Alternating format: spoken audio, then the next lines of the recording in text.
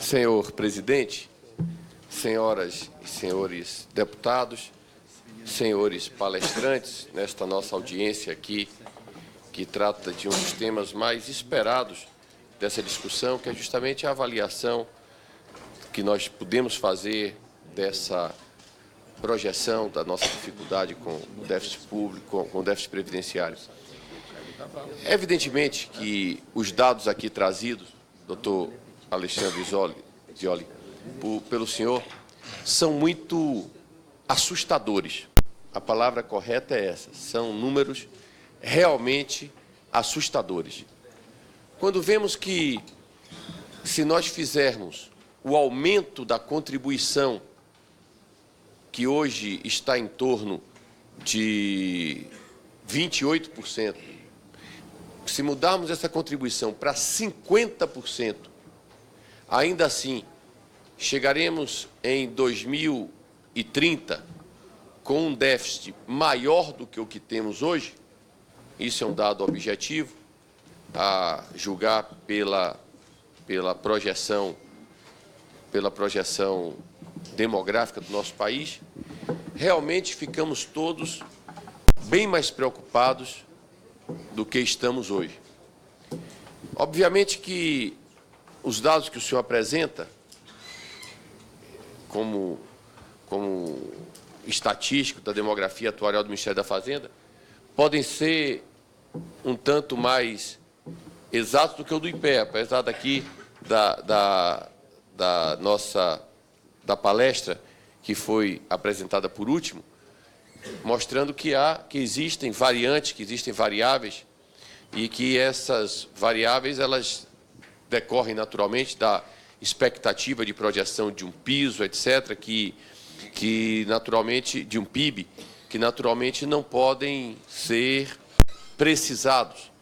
Nós, por exemplo, não imaginávamos que essa política desastrosa que foi feita no Brasil nos últimos 13 anos acarretaria um prejuízo tão dantesco como o que aconteceu. Nós perdemos 8% do nosso PIB. 8% do PIB do Brasil, que foi perdido nos últimos 3 anos, significa mais do que todo o produto interno bruto de mais de uma centena de países. Mais de uma centena de países produzem menos, têm uma economia menor do que 8% do PIB brasileiro. Nós perdemos uma economia de Cuba inteira, nós perdemos, enfim, nós tivemos uma situação realmente assustadora nesses últimos 3 anos. E óbvio que ninguém poderia prever uma situação como essa. Nem os mais pessimistas acreditariam que, com toda a irresponsabilidade com que foi conduzida a nossa economia, nós chegássemos a uma situação como essa. Então, por óbvio que os dados que são apresentados pelo IPEA, eles têm uma flexibilidade, uma possibilidade de variação bem maior do que os dados que Vossa Excelência traz aqui referente à nossa população.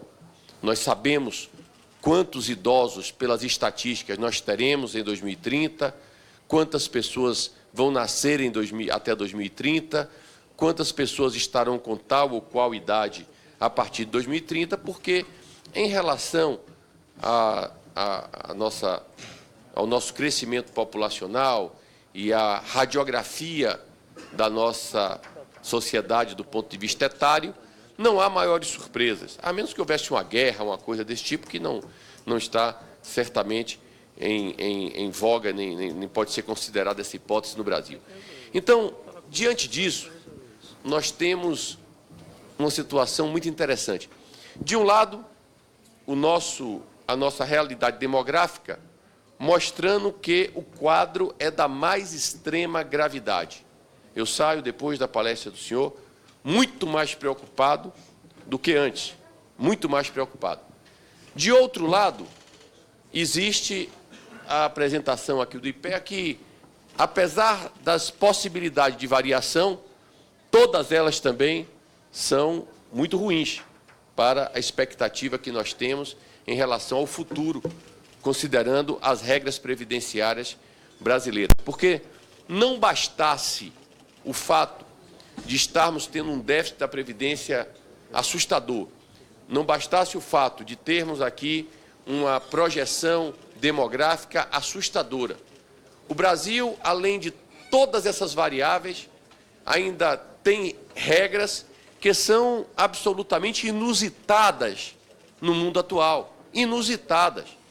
Porque quando nós observamos que o critério de aposentadoria por tempo de contribuição só existe no planeta, no Brasil, no Equador, em 2 ou 3 países do norte da África e em 2 ou 3 países do Oriente Médio, e nós temos aqui ainda pessoas se aposentando com 40, com 50 anos, realmente é assustador, é aterrador.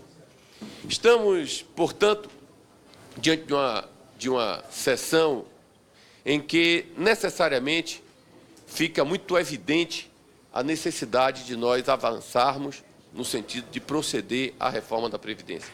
Estamos hoje aqui na 10ª audiência pública.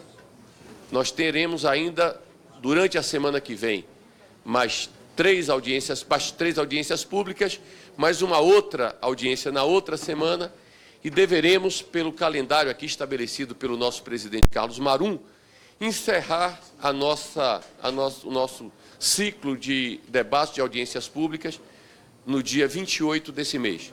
Portanto, estamos nos aproximando dessa data e concluindo, portanto, essa parte de debate. A partir de então, estamos, obviamente, prontos para apresentar o nosso parecer.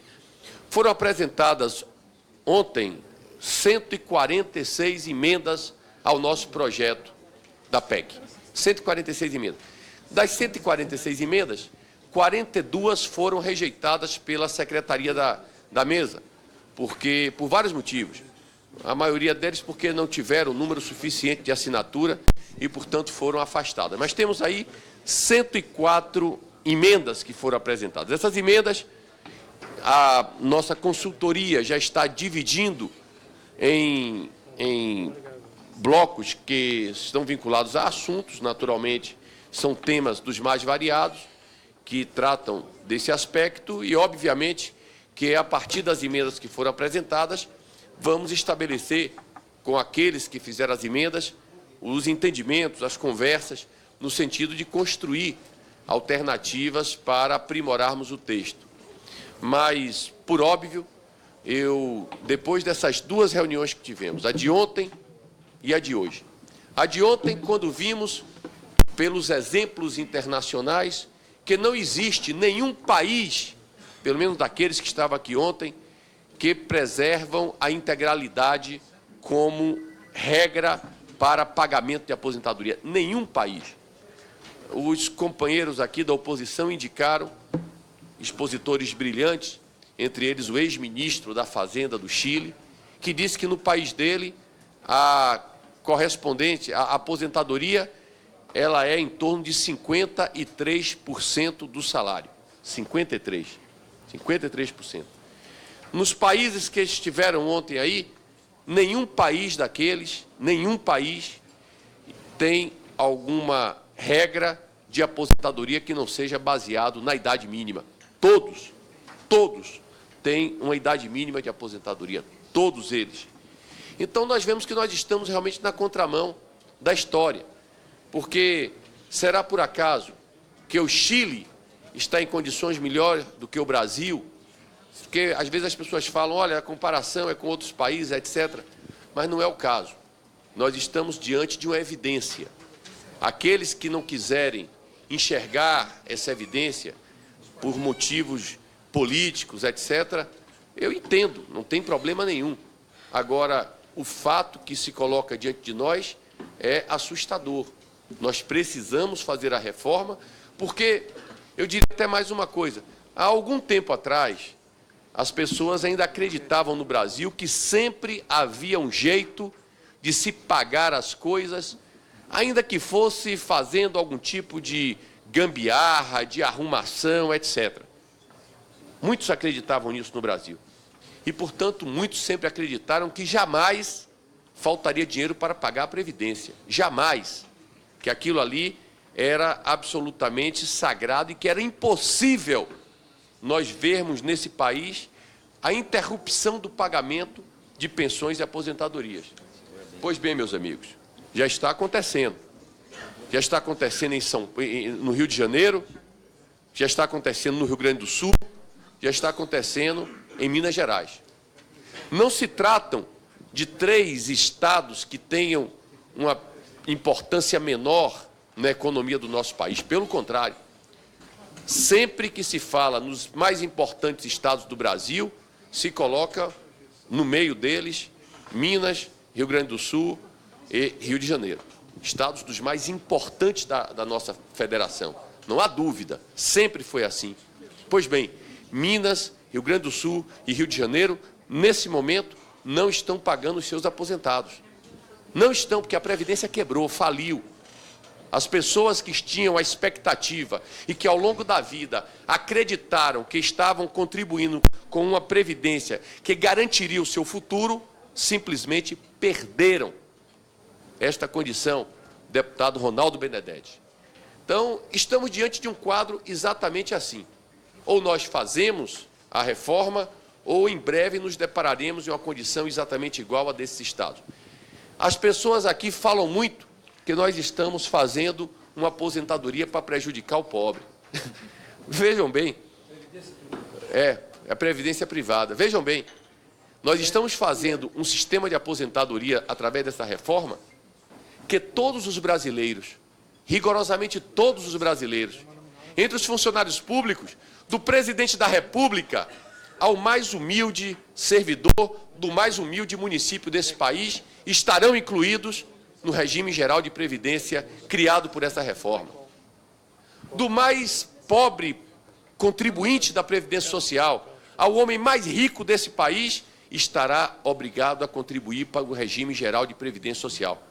E qual é o limite de pagamento desse regime geral de previdência social? É 40, é 50 mil, como existe hoje? Não, não. O limite é R$ 5.531, que é o teto que hoje nós temos para pagamento de pensões e aposentadorias no regime geral de previdência. Desses R$ 5.531, é importante dizer o seguinte: 88% das pessoas que estão hoje no regime geral de previdência social recebem até 3 salários mínimos, ou seja, recebe a metade desse teto, que é mais ou menos isso, né? 3 salários vai dar aproximadamente R$ 2.500, R$ 2.700, é mais ou menos isso. Então, 88% estão nessas condições. Então, nós temos uma realidade em que temos que proteger este tipo de funcionário, este tipo de cidadão. Porque as grandes aposentadorias, as pessoas que recebem salários de 20, de 25, de 30, de 35 mil reais, que às vezes até ultrapassam o teto constitucional, a partir dessa reforma que nós estamos fazendo, terão que fazer, se quiserem, a sua previdência própria, a sua previdência complementar, que não é obrigação do Estado brasileiro. Eu outro dia falei, fui muito criticado por isso, aposentadoria é subsistência. Quem quiser ter uma vida... Aumentar a renda não pode.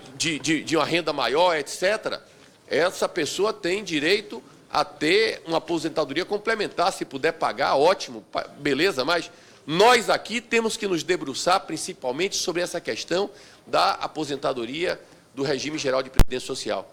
E aqui, quando eu digo que 88% paga essa previdência até 3 salários mínimos, 67%, quase 70%, 67%, ou seja, 2 em cada 3 brasileiros recebem desse regime geral o salário mínimo. O que é que isso quer dizer? Isso quer dizer que 67% dos brasileiros que estão no regime geral terão que pagar, terão que contribuir com a Previdência, não com 49 anos, que alguns aqui, de maneira absolutamente falsa, tentam dizer que é o quanto se precisa para se aposentar nesse país. Isso é uma mentira. O prazo para a pessoa se aposentar estipulado pela PEC é de 25 anos. E quem recebe o salário mínimo só terá que contribuir 25 anos, 10 anos a menos do que é hoje. E isso vale para 67% daqueles que estão no regime geral de previdência. É a grande maioria dos brasileiros.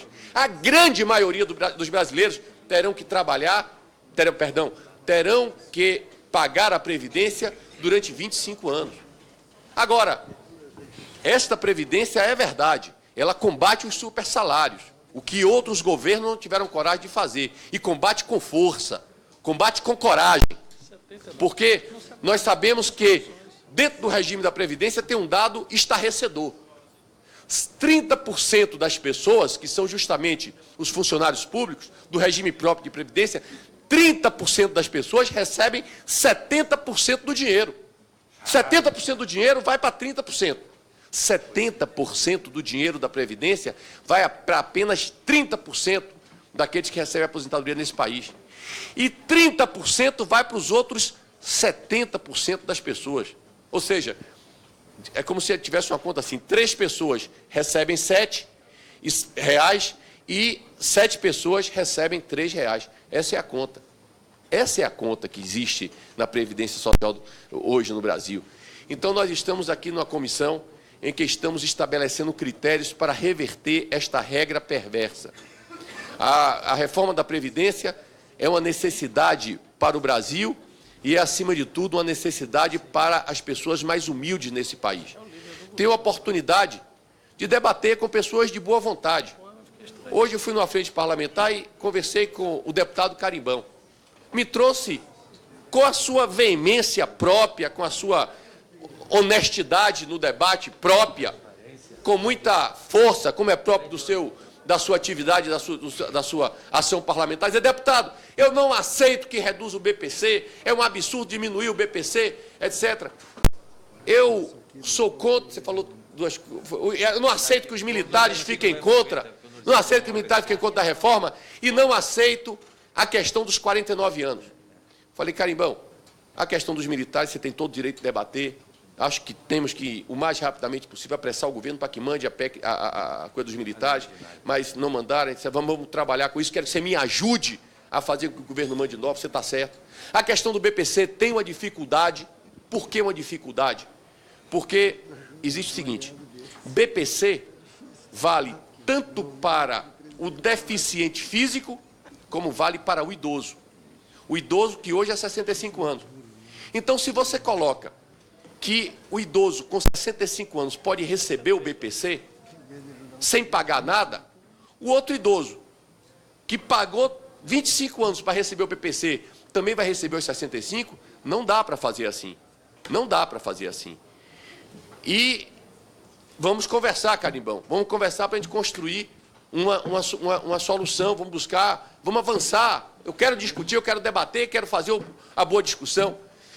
A questão dos 49, você não está falando como é, porque a questão dos 49 não é para a pessoa se aposentar, é para a pessoa ter 100% integralidade do salário, que hoje não existe no Brasil. Agora, quem quiser se aposentar com 25 pode, como quem quiser se aposentar com 35 também pode. Claro que quem se aposentar pagando 35 anos de contribuição deverá ter uma aposentadoria maior do que quem pagou 25, é óbvio. E ele concordou, falou: Arthur, você está certo. Nesse ponto dos 49, é isso mesmo. Isso aí, eu com a justiça do debate, concordo. É assim que se faz o debate. Fico muito orgulhoso quando eu promovo a discussão